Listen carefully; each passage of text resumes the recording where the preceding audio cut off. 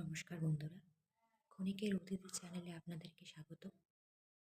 আসুন দেখে নেওয়া যাক আজকের কালেকটিভ রিডিংয়ের জন্য ইউনিভার্সের তরফ থেকে কী কী মেসেজেস আছে। এটি একটি জেনারেল কালেকটিভ রিডিং, সবটা সবার জন্য ম্যাচ করবে না। যেটুকু করবে সেটুকু নিন, বাকিটা অন্যের জন্য ছেড়ে রেখে দেবেন। এটি একটি টাইমলেস রিডিং, আপনি যখনই দেখবেন তখনই এই রিডিংটি আপনার জন্য অ্যাপ্লিকেবল হয়ে যাবে। যদি আমার রিডিংটি আপনাদের ভালো লেগে থাকে তাহলে অবশ্যই সাবস্ক্রাইব করতে পারেন এবং লাইক করতে পারেন। ঠিক আছে, তো আসুন দেখে নেওয়া যাক।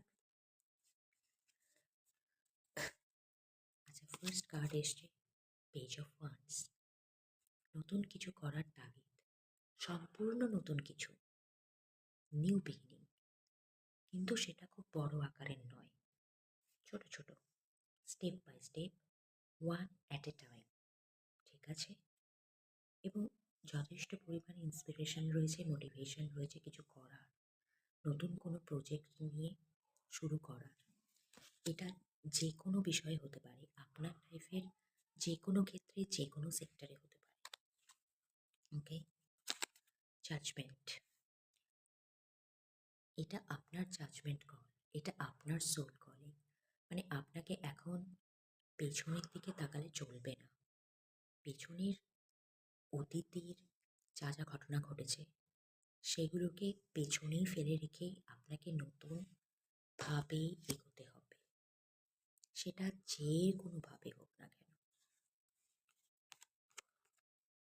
Never give up, give up করবেন না এই স্টেজে এসে, একদমই নয়। ডেভিল কার্ড, মানে গিভ আপ করতে চাইবে মন, বারবার অতীতের ঘটনাগুলি, অতীতে ঘটা ঘটনাগুলি বারবার করে টেনে ধরবে। আপনি ঠিকঠাকভাবেই হয়তো নিজেকে উপস্থাপন করতে পারবেন না, তৎসত্ত্বেও টু অফ সোর্স, ডেভিল এনার্জিটা এই জন্যই কি টু অফ সোর্স এসছে, মানে আপনি ইনডিসিশনে ভুগছেন।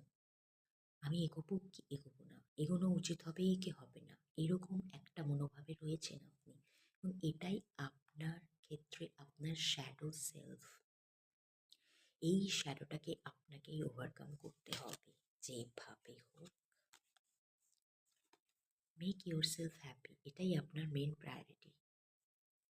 তো আজকের জন্য এটুকুই, আবার পরে দেখা।